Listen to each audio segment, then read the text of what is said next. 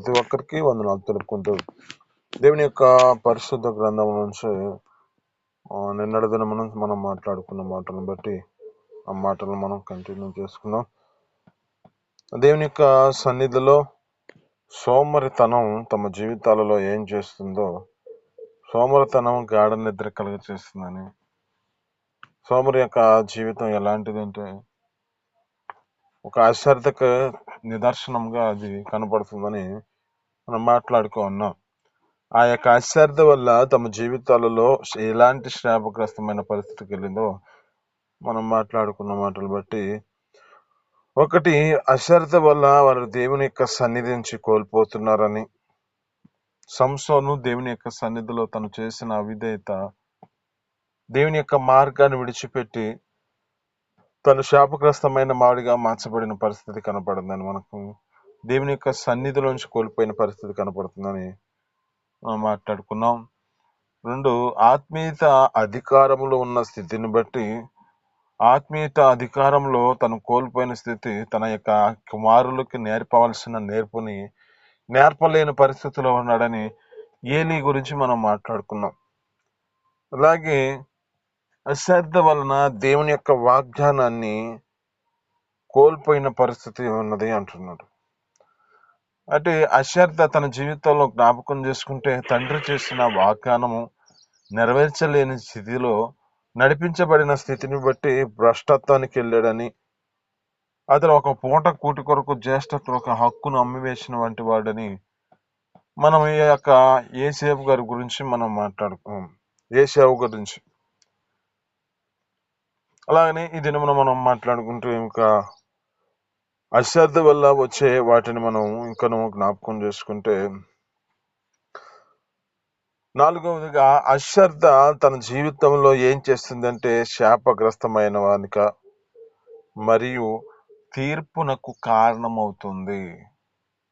ఈ విషయంలో జ్ఞాపకం చేసుకుంటే దేవుడు సౌలు గారికి ఒక మాట తెలియజేస్తున్నాడు. సౌలు గారు తన జీవితంలో జ్ఞాపకం చేసుకుంటే తను చెప్పవలసిన ఆ యొక్క చెప్పిన మాట ప్రకారము, దేవుడు చెప్పిన మాట ప్రకారము చెయ్యలేని పరిస్థితి.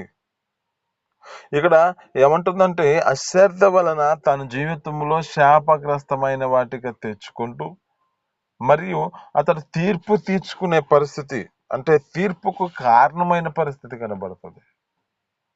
అంటే ఇతడు ఏం చేయబడ్డాడు అంటే, అతడు ఒక ప్రాంతంలో అమాలేకీయులలో, ఆ ప్రాంతంలో చిన్నలనేమి పెద్దలనేమి అక్కడ ఉన్న ప్రతి వారిని ఏం చేయమన్నాడంటే హతము చేయమని చెప్పాడు. చెప్పిన యొక్క స్థితిని గుర్తు చేసుకుంటే అతడు ఏం చేయబడాలి, ఆ వ్యక్తి ఏ విధమైన స్థితిలో నడిపించబడాలి, దేవుడు చెప్పిన మాట ప్రకారం తను నడిపించవలసిన వాడు ఏ విధమైన పరిస్థితికి వచ్చాడు. తన జీవితంలో జ్ఞాపకం చేసుకుంటే అశ్రద్ధ తన జీవితంలో ఆజ్ఞ ఇచ్చిన ఆజ్ఞను అనుసరించలేని, నడిపించబడలేని పరిస్థితి. దేవుడు సమస్తము ఆ యొక్క బోధించాడు, సమస్తము ఆ యొక్క ప్రాంతంలో ఉన్న వారినందరినీ హతము చేయమంటున్నాడు కదా. మరి అందుకే అంటాడు అక్కడ, బలులు అర్పించుట కంటే మాట వినటం శ్రేష్టము అంటున్నాడు. ఆయన సంతోషిస్తాడా బలులు అర్పించిన వాటికి అని అంటుంటే, అక్కడ ఏం కావాలి మన జీవితాల్లో అంటే ఆయన మాటను వినుట శ్రేష్టము అంటున్నాడు. ఇక్కడ నిర్వచనం ఏమిటంటే, మన జీవితాలలో ఈ యొక్క లోకము వలన ఈ యొక్క పరిస్థితులు జ్ఞాపకం చేసుకుంటే మన యొక్క జీవితాలలో ఏం చేయబడాలి అంటే, బలులు అర్పించుట కంటే ముందుగా దేవుని యొక్క మాటను మన జీవితాల్లో, ఆ యొక్క దేవుని యొక్క మాటను, ఆజ్ఞను మనం అనుసరించి ఏం చెప్పాడు, ఏం చెప్పిన స్థితిని బట్టి చెప్పిన మాట ప్రకారం మనం చేయగలుగుతున్నామా, లేక అంత దూరము ఆ యొక్క ప్రదేశంలో అంతవరకు మేము నడిపించలేము, అంతవరకు మేము హతము చేయలేమని కొన్ని వాటిని దాచిపెడుతున్న పరిస్థితి ఉన్నదా. ఇక్కడ సౌలు గారి యొక్క జీవితంలో జ్ఞాపకం చేసుకుంటే దేవుడు చెప్పిన మాట ఏమిటి, సమస్తము నిర్మూలన చేయమంటే అక్కడ కొన్ని వాటిని అతడు దాచిపెట్టినట్లుగా కనపడుతుంది. అప్పుడు సమూయేలు ప్రవక్త ద్వారా చెబుతున్నాడు, యా నీవు నీకేం చెప్పాడు దేవుడు అంటే, దేవుడు నాకు చెప్పిన మాట దేవుడు నీకు చెప్పిన మాట ప్రకారం చేసావా అంటే, చేశాను అంటున్నాడు. కానీ అక్కడ జ్ఞాపకం చేసుకుంటే మరి నాకు రంకెలు వినపడుతున్నాయి, అరుపులు వినపడుతున్నాయి అన్నప్పుడు, అయ్యా వీటిని నేను ఈ విధమైన నీకు అర్పించడానికి తీసుకొచ్చాను అంటున్నాడు. చూడండి, అంటే దేవుడు చెప్పిన మాట ఏమిటి? సమస్తము నిర్మూలన చేయమన్నాడు. ఎందుకు? అదంతా శాపగ్రస్తమైన పరిస్థితి, అదంతా అపవిత్రమైనది కనుక దేవుడు వద్దంటున్నాడు దాన్ని నిర్మూలన చేయమంటే, ఇతడేమో దానిని తీసుకొచ్చి ఇప్పుడు చెబుతున్న మాట ఏమని చెబుతున్నాడు? ఇది నీ కొరకేనయ్యా అంటున్నాడు. యెహోవాకి అర్పించడానికి తీసుకొచ్చాను అని చెబుతున్నాడు. ఇక్కడ జ్ఞాపకం చేసుకుంటే ఇతను చేసిన అశ్రద్ధ ఏ పరిస్థితికి వచ్చింది అంటే, ఇతడు చేసిన అశ్రద్ధ శాపగ్రస్తమైన పరిస్థితికి వచ్చింది. ఇతడు చేసిన అశ్రద్ధ తనను ఈ యొక్క తీర్పునకు, అంటే తీర్పు తీర్చే పరిస్థితి, తీర్పులో నిలబడిన పరిస్థితి కనబడుతుంది. ఇతని జీవితంలో జ్ఞాపకం చేసుకుంటే సంసోను గారి యొక్క జీవితంలో దేవుడు యెహోవా ఎడబాసినని అతనికి తెలియలేదంటాడు. ఇక్కడ కూడా జ్ఞాపకం చేసుకుంటే ఇతని యొక్క జీవితంలో కూడా దేవుడు ఎడబాశానని చెబుతూ ఉంటాడు మాట. ఎందుకు ఈ పరిస్థితి అంటే, మనిషి తమ జీవితాలలో నడిపించవలసిన నడకలో ఎంతవరకు నడిపించబడతారంటే కొంతవరకు నడిపించబడి సమస్తము వారి జీవితాలలో నెరవేర్చలేని పరిస్థితిలో ఉన్నారు. ఈ భక్తిని మనం ఏం చేయబడాలి? ఈ భక్తి మన జీవితాలలో సంపూర్ణతలోకి రావాలి. ఈ భక్తి మన జీవితాలలో ఏం చేయబడాలంటే 50% ఉండే భక్తి కాదు మనది. అంటే ఈ లోకరీతిలో జ్ఞాపకం చేసుకుంటే మనిషి యొక్క జీవితాల్లో ఏం చూస్తూ ఉంటారు? ఈ భక్తిని ఎలా నడిపించబడుతున్న పరిస్థితి మనకు తెలిసిన మాటలే. 30-40 రోజులు ఈ విధమైన స్థితిలో నడిపించబడితే కాదు మంది జీవితాంతం చేసే భక్తి. ఇప్పుడు మనలో కావాల్సినది ఏమిటి? సంపూర్ణమైన స్థితి, సంపూర్ణమైన దేవుని చిత్తాన్ని జీవితాలను అప్పగించాలి. ఇక్కడ జ్ఞాపకం చేసుకుంటే సమస్తము నిర్మూలన చేయండి అన్నాడు. మరి నువ్వు కొంతవరకు మాట వింటే కొంతవరకు ఏ విధమైన స్థితిలో నడిపించబడితే ఎలా? లోతు గారు చెప్పిన మాట ప్రకారం జ్ఞాపకం చేసుకుంటే లోతు గారిని ఎక్కడ పోమ్మంటే ఎక్కడికి వెళ్తానంటున్నాడు? నేను అంత దూరం వెళ్ళలేనని ఇక్కడికి వెళ్తాను, ఈ పక్కన కొండ పక్కకి వెళ్తాను అంటున్నాడు.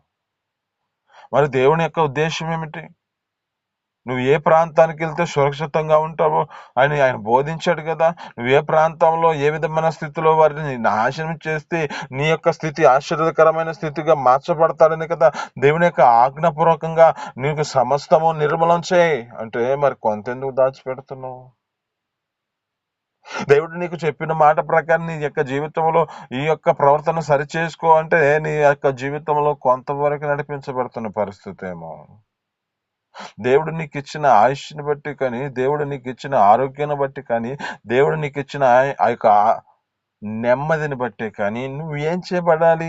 ఆయన చెప్పిన మాట ప్రకారం ప్రతి విషయంలో చెప్పినట్లుగా చేయబడే విధముగా మార్చబడాలి. అందుకే అంటాడు, బుద్ధిహీనులు అర్పించినట్లు బలులు అర్పించుట కంటే ముందు ఆలకించి ఆయన మాట వినుట శ్రేష్టము అంటాడు. ఆయన మాట ఏం చెబుతున్నాడు దానిని చెప్పినట్లుగా మన జీవితాలు నడిపించబడాలి. అందుకే కదా అక్కడ అంటాడు మత్తయి సువార్తలో, నేను మీకు ఏ సంగతులను ఏ వాటిని మీకు ఆజ్ఞాపించుతనో, ఏ సంగతులను మీకు బోధించుతనో వాటిని చెయ్యండి అంటున్నాడు. ఇంకా వేటిని చేయమంటలేదు కదా. ఇక్కడ చెబుతున్న మాట ఏమిటి? ఆయన ఏటిని మనకి ఆజ్ఞాపిస్తున్నాడో వాటన్నిటిని మనం సమస్తము జరిగించే వరకు మన జీవితాలు మార్చబడాలి. 5వది మన జీవితాల్లో ఏం చెప్పబడాలంటే సిద్ధపాటు కలిగి ఉండాలి. సిద్ధం మన జీవితాలలో. ఇక్కడ మనకు తెలిసిన మాటలే. మత్తయి సువార్త 25వ అధ్యాయంలో 10 మంది కన్యకలు ఉన్నారు. ఆ 10 మంది కన్యకలలో కొందరు మాత్రము, 5గురు మాత్రము సిద్ధలలో నూనె తీసుకెళ్ళారు. ఇంకొక 5 బుద్ధి లేని కన్యకలు, సిద్ధులలో నూనె లేదు, ఓన్లీ డీవిటీలు వరకే ఉంటున్నాయి. ఆ డీవిటీలు ఆరిపోతున్న పరిస్థితిలో బుద్ధి కలిగిన కన్యకలను అడుగుతున్నారు, మాకు కొంచెం నూనె ఇవ్వండి, ఇది మాకును మీకును సరిపోదు, ఇది మాకు కావాలని చెప్పి వారు ఇవ్వట్లేదు, కొనుక్కోండి పోయి అని చెప్తారు. ఉన్న సమయంలో వారు వెళ్తున్న పరిస్థితిని బట్టి జ్ఞాపకం చేసుకుంటే అర్ధరాత్రి వేళ దేవుని యొక్క స్వరం వింటున్నారు. ఆ పెళ్లి కుమారుని యొక్క స్వరం వస్తున్నాడు అని. ఎప్పుడైతే ఈ స్వరం వింటున్నావో స్థితిని బట్టి ఈ బుద్ధి కలిగిన కన్నికలు సిద్ధపాటు కలిగి ఉన్నారు కనుక ఆ పెళ్లి కుమారుడితో పాటు వీరు కొనుకోబడి తలుపు వేయబడినదని మాట్లాడుతూ ఉంటారు. అయితే నీ జీవితంలో ఏం చేపడాలంటే, 5వదిగా నీ జీవితం సిద్ధం అనేది లేకుండా ఉంటే, సిద్ధపాటు కలిగి ఉండాలనే పరిస్థితిలో అంటే నీ జీవితం విడువబడుతున్న పరిస్థితి వస్తుంది. నీ స్థితిని బట్టి నిన్ను ఏ విధమైన స్థితికి తీసుకొస్తుందో తెలుసా? అక్కడ లేఖనాలు బట్టి చూస్తున్న బట్టి వారు వచ్చారు కానీ తమ జీవితాల్లో ప్రతిఫలం పొందుకోలేని పరిస్థితి. ఎలా వచ్చారు? అశ్రద్ధతో వచ్చారు. శ్రద్ధ కలిగిన వారి యొక్క జీవితాలలో దివిటీలను నూనె తీసుకొచ్చుకున్నారు. దివిటీ ఆరిపోయిద్దని తెలుసు కదా. దివిటి ఏ పరిస్థితుల్లో కానీ అది ఆరిపోకూడదు. మన జీవితాల్లో సిద్ధం కలిగి ఉండాలి. పెళ్లి కుమారుడు ఎప్పుడు వస్తారో తెలియదు, ఏ సమయాన్ని వస్తారో తెలియదు. అందుకని ప్రతి విషయాల్లో మనం ఏం చేయబడాలంటే మెలకువ కలిగి ఏ పని చేయాలా, ఏ పని చేయకూడదా, ఏ విధమైన స్థితిలో నడిపించబడాలా, ఏ విధమైన స్థితిలో నడిపించబడకూడదా, మన జీవితాల్లో మన యొక్క స్థితిని బట్టి మన యొక్క పవిత్రతను, మన యొక్క పరిశుద్ధతను, మన యొక్క నీతిని, మన యొక్క యథార్థతను కాపాడుకుంటూ నడిపించబడే వారిగా మనం మార్చబడాలి. ఆమేన్. హల్లెలూయా. అలాంటి స్థితిలో మన జీవితాలను సిద్ధం కలిగి ఉండాలి. ప్రతి విషయంలో మనం సిద్ధపాటే. ఈ సిద్ధపాటు మన జీవితాలలో ఏం చేయబడుతుందంటే, ఒక దినాన పెళ్లి కుమారుడుగా ప్రభు అయిన యేసుక్రీస్తు వస్తాడు. ఆ ప్రభు అయిన యేసుక్రీస్తు వచ్చినప్పుడు మనల్ని ఆయనతో పాటు తీసుకొని పోవాలంటే మనం మన జీవితాలలో ప్రతి విషయంలో మనం సిద్ధంగా ఉండాలి. ఈ వాక్యమనే నూనె మన జీవితాలలో ఎప్పుడు నింపబడుతూ ఉండాలి. ఈ వాక్యమనే మన జీవితాలలో ఈ యొక్క నూనె చేత మనం నింపబడిన వారమైతే ఇది ఎప్పుడు ఆరిపోదు. అందుకే కదా ఈ వాక్యం మన జీవితాలలో ఏం చేస్తుందంటే, ఈ వాక్యము మనకి దీపముగా మార్చబడింది. ఈ వాక్యం మన జీవితాల్లో ఏం చేస్తుందంటే మనల్ని నడిపిస్తుంది. ఈ వాక్యం నీకేం చేస్తుందంటే నువ్వు ఏ పరిస్థితుల్లో ఉన్నావో గుర్తు చేస్తుంది ఇది. ఈ వాక్యం నీ జీవితంలో ఏం చేస్తుందంటే నీ హృదయ అంతరంగంలోనికి వెళ్ళి పరిశోధిస్తూ అది ఎంతవరకు దూరాలో అంతవరకు మన యొక్క జీవితాలలో దూరుతూ మన యొక్క స్థితిని బట్టి గుర్తు చేస్తూ ఉంటది. మన జీవితం ఎలా ఉంది, సరిచేయబడు అని చెప్పి. అయితే మన జీవితాలు చేయబడాలంటే ఈ వాక్యం అనే మన జీవితాలలో నూనెను మనం సిద్ధం చేసుకోవాలి. వాక్యం అనే మాటకు మన జీవితాలు ప్రతి విషయాల్లో సిద్ధపాటు కలిగి ఉండేవారుగా, ఆ వాక్యం మన యొక్క హృదయాలలో నింపుకున్న వారిగా మనం మార్చబడాలి. వాక్యం ఉంటే మనిషి జీవితంలో పడిపోయే స్థితి ఉండదు. వాక్యం ఉంటే మన జీవితాలలో ఏ వెనక్కి తిరిగే పరిస్థితి ఉండదు. ఈ వాక్యం ఉంటే మన జీవితాలలో అశ్రద్ధ ఉండదు. సిద్ధపాటు మన జీవితాలలో ఎప్పుడూ సిద్ధంగా ఉండే స్థితి కనబడుతుంది. కనుక వాక్యం అనే నూనెను మన యొక్క హృదయాల్లో నింపుకోవాలి. అశ్రద్ధ వల్ల సిద్ధపాటు ఉండని పరిస్థితిని బట్టి బయట ఉండే పరిస్థితి, మన జీవితాల్లో అశ్రద్ధ వల్ల మన జీవితాల్లో ఏ విధమైన పరిస్థితుల్లో విడువబడే పరిస్థితి వస్తుంది. కనుక మన జీవితాల్లో ఏం చేయాలంటే ప్రతి విషయాల్లో సిద్ధపాటు కలిగి ఉండే స్థితిలోనికి రావాలి. 6వదిగా మన జీవితాల్లో అశ్రద్ధ దేవుడిచ్చిన ప్రతిభను కోల్పోయే పరిస్థితిని తీసుకొస్తుంది. దేవుడిచ్చిన నీ యొక్క తలాంతును బట్టి, దేవుడు నీకు ఇచ్చిన తలాంతుని నీ జీవితంలో దానిని అభివృద్ధి చేసుకునే వారిగా నువ్వు మార్చబడాలి. కానీ నీ జీవితంలో అశార్థమైన స్థితిలో నడిపించబడితే నువ్వు ఏం చేయబడతావంటే నీ స్థితిని బట్టి నీ జీవితం ఎలాంటి స్థితికి వెళ్ళిపోతుందంటే ఆ ప్రతిభ నీ కాడున్న ఆ యొక్క తలంతో కోల్పోయే పరిస్థితి వస్తుంది. మనకు తెలిసిన మాటలే. మత్తయి సువార్తలో 25వ అధ్యాయంలో జ్ఞాపకం చేసుకుంటే, దేవుడు ప్రతి ఒక్క మనిషికి ఒక ముగ్గురు మనుషుల్ని దేవుడు పిలిచినప్పుడు వారు పిలిచిన యొక్క స్థితిని బట్టి వారి వారి యొక్క జీవితాల్లో వారి వారి యొక్క తలంతులను ఉంచాడంట, వారి వారి సామర్థ్యత కొలది. చూడండి, ఇయటం కూడా దేవుడు ఇచ్చిన వారి యొక్క సామర్థ్యత ఎంతవరకు ఈ జీవితాలు నడిపించబడుతున్నాయో వారి వారి స్థితులను బట్టి వారికి సామర్థ్యత కొలది దేవుడు తలంతులు ఇచ్చాడు. ఆమేన్, హల్లెలూయా. ఇప్పుడు నీతో మాట్లాడుతున్న మాటను బట్టి దేవుని యొక్క ప్రణాళికలో నీకు ఇచ్చాడు తలంతులు. నీకు ఇచ్చిన ఆ తలంతుని నువ్వు దేవుని సన్నిధిలో ఉపయోగించుకుంటున్నావా, లేక దానిని నిర్లక్ష్యపరుచుకుంటూ నడిపించబడుతున్న పరిస్థితి? ఆయన తలంతులను బట్టి జ్ఞాపకం చేసుకుంటే అక్కడ అంటాడు, ఒక్కడికి 5ను, ఒక్కడికి 2ను, ఒక్కడికి 1 మాత్రమే ఇచ్చాడు అంటున్నాడు. ఎందుకు ఇలాగిచ్చాడు అంటే, ఎవడు ఎలాంటి స్థితిలో నడిపించబడతాడో, ఎవడు ఎలాంటి వారు ఎంతవరకు తన జీవితంలో సామర్థ్యతను ఆ విధమైన స్థితిలో దాన్ని భరించగలుగుతాడు. ప్రతి మనిషి జీవితంలో అలాంటి స్థితిలో ప్రతి ఒక్కరికి అది అనుగ్రహించాడు. అనుగ్రహించిన దానిలో మనం ఏం చేయబడాలి అంటే, మన జీవితాలలో మనకిచ్చిన తలంతు, దేవుడు నీకు ఇచ్చిన తలంతు, పాడే వరాన్ని ఇచ్చినప్పుడు దాన్ని వాడుకోవాలి. నీకు ఇచ్చిన తలంతు, ప్రార్థించే మనసుని ఇచ్చినప్పుడు దానిని నువ్వు దేవుని సన్నిధిలో వాడుకోవాలి. నీకు ఇచ్చిన తలంతుని జ్ఞాపకం చేసుకుంటే దేవుడు నీకు ఇచ్చిన వరాన్ని నువ్వు ఏమాత్రం దాన్ని నిర్లక్ష్యపరచుకోకూడదు. దేవుని సేవకులకు ఇచ్చిన వరం ఎలాంటి వరం జ్ఞాపకం చేసుకుంటే, ఆయన సన్నిధిలో బోధించడానికి కానీ, ఆయన సన్నిధిలో ప్రార్థించడానికి కానీ, ఆయన సన్నిధిలో పాటలు పాడటానికే కానీ, ప్రతి వరంలో జ్ఞాపకం చేసుకుంటే ఎవరి సామర్థ్యతకు వాళ్ళకి వారికి ఇచ్చాడు. జ్ఞాపకం చేసుకుంటే అంతే కదా. దేవుని యొక్క సన్నిధిలో ఒక సేవకుడిగా పిలువబడిన వాడికి ఒక ఎక్కువ తలంతులు కలిగిన స్థితిలో ఉంటాడు. ఒక విశ్వాసిగా పిలువబడుతున్న వారమే దేవుని సన్నిధిలో ఇచ్చిన తలంతులని దేవుని సన్నిధిలో మనం వాడుకునే స్థితిలోనికి రావాలి. ఇప్పుడు ఏం చేయబడాలి? ఈ తలంతుని ఏం చేయాలంటే మనము అభివృద్ధి చేయాలి. ఇంకా అదే తలంతులో మన జీవితాలు ఉండకూడదు, కానీ మనము మనకిచ్చిన తలంతుని బట్టి దేవుని సన్నిధిలో ఇంకనూ దానిని అభివృద్ధి తీసుకొచ్చేవారుగా మార్చబడాలి. నీకు ఒక తలంతు ఇచ్చాడా, దానిని నువ్వు 2 తలంతులుగా చేసుకోవాలి. నీకు 2 తలంతులు ఇచ్చాడా, ఆ 2 తలంతులు ఇంకో 2 తలంతులుగా చేయాలి. నీకు 5 తలంతులు ఇచ్చాడా, 5 తలంతులను ఇంకా 5 చేసుకునే విధంగా నువ్వు మార్చబడాలి. ఆమేన్, హల్లెలూయా. అంటే ఇక్కడ ఏం చేయబడాలి? నీకిచ్చిన ప్రతిభని, నీకిచ్చిన యొక్క యోగ్యతని, నీకిచ్చిన యొక్క తలంతుని, నీకిచ్చిన యొక్క వరమును నువ్వేం మాత్రం నిర్లక్ష్యపరచొద్దు. దానిని నువ్వేం చేయాలంటే ఇంకా అభివృద్ధి చేయాలి. ఒకే స్థాయిలో ఉండకూడదు. నువ్వు ఆ యొక్క స్థితిని బట్టి 2వ స్థాయికి వచ్చే విధంగా ఉండాలి. ఆ 2వ స్థాయిలో ఉండకూడదు. నీ జీవితం 4వ స్థాయికి రావాలి. 5వ స్థాయిలో ఉన్నప్పుడు నీ జీవితం 10వ స్థాయికి సంపాదించుకునే స్థితిలోకి రావాలి. నీకు ఇచ్చిన ఆ తలంతుని నువ్వు పెంచుకునే విధంగా మార్చబడాలి.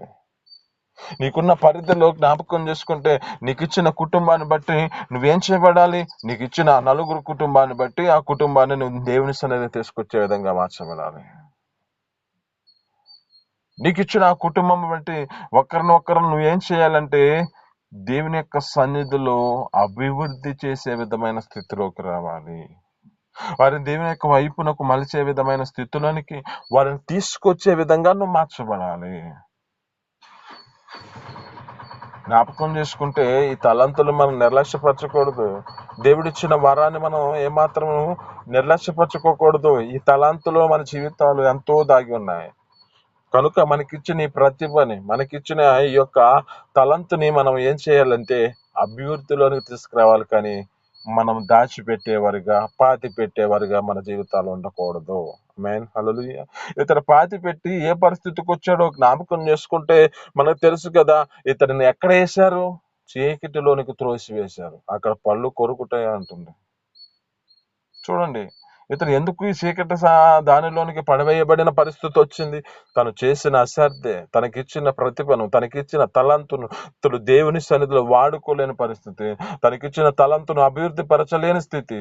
దినమున నీతో మాట్లాడుతున్న మాటను బట్టి దేవుడు నీకిచ్చిన సమయంలో, దేవుడు నీకిచ్చిన తలంతుని వాడుకునే స్థితిలోనికి నడిపించబడుతున్నావా, లేక ఆ తలంతుని దాచిపెట్టి పాతిపెట్టే పరిస్థితి ఉన్నదా? అలాగనే జ్ఞాపకం చేసుకుంటే లాస్ట్గా 6వదిగా అశ్రద్ధ నిత్య రక్షణ కూడా నిత్య రక్షణను కూడా ప్రమాదంలో పడేస్తుందంట. అంటే మన జీవితాల్లో చేసే అశ్రద్ధ ఇదేం చేస్తుందంటే నిన్ను ఆ రక్షణను కూడా లేకుండా ప్రమాదంలోనికి తీసుకొచ్చే పరిస్థితి వస్తుందంట. అందుకే కదా లేఖనాలు చదువుతూ ఉంటాడు, ఇంత గొప్ప రక్షణ నిర్లక్ష్యం చేసిన యెడల రాబో ఉగ్రత నుంచి ఎలా తప్పించుకుంటావు? చూడండి, అంటే మనం ఏం చేయాలి? ఇచ్చిన రక్షణను మనం నిర్లక్ష్యం చేసుకోకూడదు. ఆ రక్షణలో మన జీవితాలను కాపాడుకునే విధంగా మార్చబడాలి. ఈ రక్షణను మనం జీవితాలలో ఎలాంటి స్థితిలో ఉంచుకుంటున్నామో జ్ఞాపకం చేసుకుందాం. ఈ యొక్క దేవుడు కృప చూపించి ఈ యొక్క సంపూర్ణమైన 7 మాటలు మనం దేవుని యొక్క సన్నిధిలో మన యొక్క జీవితాల్లో నింపుకుందుము గాక. ఈ మాటల వల్ల మన జీవితాలు ఆ నిత్య జీవార్థమైన పరలోక రాజ్యానికి వారసులుగా చేసే విధముగా మార్చబడదుము గాక. దేవుని సన్నిధిలో ప్రార్థన చేసుకుందాం. చిన్ని ప్రార్థన. పరిశుద్ధుడ జీవాధిపతి, ఆశ్చర్యకరుడా, మహోన్నతుడు, అనేక స్తోత్రాలు తండ్రి. అయ్యా, మీరు చెప్పిన మాటల ప్రకారం అయ్యా, సోమరి తన జీవితం అశ్రద్ధ వల్ల గాఢ నిద్ర కలుగు చేయబడుతుంది, చేయవలసిన పనిని మర్చిపోతున్న పరిస్థితిలో ఉన్నాడని, ఈ యొక్క తన జీవితంలో అశ్రద్ధే తన జీవితంలో శాపగ్రస్తమైన దానిగా తీసుకెళ్తుందని చెబుతూ మాకు చూపిస్తున్న మా 7 మాటలను బట్టి నువ్వు స్తోత్రాలు తండ్రి. అయ్యా, అశ్రద్ధ దేవుని సన్నిధిలో నుంచి కోల్పోయే పరిస్థితిని తీసుకొస్తుందని, అశ్రద్ధ ఆత్మీయత అధికారాన్ని కోల్పోయే పరిస్థితిని తీసుకొస్తుందని, అశ్రద్ధ దేవుని యొక్క వాగ్దానాన్ని కోల్పోయే స్థితిలో ఉన్నారని చెబుతుంది. అయ్యా, అలాగే అశ్రద్ధ శాపగ్రామను మరియు తీర్పునకు తీర్చుకునే పరిస్థితికి కారణమవుతుందంటున్నాం. అశ్రద్ధ సిద్ధముగా ఉండని పరిస్థితిని కలిగి తన జీవితంలో బయటికి త్రోయబడే పరిస్థితి వస్తుందంటున్నాం. అశ్రద్ధ అయ్యా, నీవిచ్చిన తలంతుని ప్రతిభను అయ్యా వాడుకొని పరిస్థితిని బట్టి కోల్పోయే పరిస్థితి ఉంటుందంట. ఇచ్చిన తలంతు తీసివేయబడుతుందంట. లేఖనాలు చెబుతున్నట్లుగా కలిగి ఉన్నవానికి ఇంకనూ సమృద్ధిగా కలుగుతుంది అంటున్నాం. లేని వానికి కలిగినది కూడా తీసివేయబడుతుంది అంటున్నాం. అయ్యా, మా జీవితాల్లో ఇచ్చిన తలంతుని మేము కోల్పోయే పరిస్థితులు ఉండకుండా మా తలంతును మేము అభివృద్ధి పరుచుకునే కృపను మాకు దయచేయండి. అలాగే అశ్రద్ధ గొప్ప రక్షణను మేము నిర్లక్ష్యం చేస్తున్నాము. ఆ రక్షణ నిర్లక్ష్యం చేయకుండా మీ సన్నిధిలో మా జీవితాలలో రక్షణను మేము నా తండ్రి ఇంకనూ నా తండ్రి దానిలో మా జీవితాలను కాపాడుకుంటూ నడిపించబడే స్థితిలోనికి వచ్చే కృపను దయచేయండి. లేకపోతే నా తండ్రి ప్రమాదంలోకి పడే పరిస్థితి ఉన్నది అంటున్నాం. ఆ జీవితాలు అలాగా ఉండకుండా మేము మా యొక్క జీవితాలను నిత్య రక్షణ, ఆ నిత్య జీవార్థమైన పరలోక రాజ్యానికి వారసులుగా చేయబడినట్లుగా రక్షణను నిర్లక్ష్యం చేయకుండా ఉండే కృపను మాకు దయచేయమని యేసు పరిశుద్ధ నామమున పొందుకొని జీవిస్తున్నాం తండ్రి. ఆమేన్.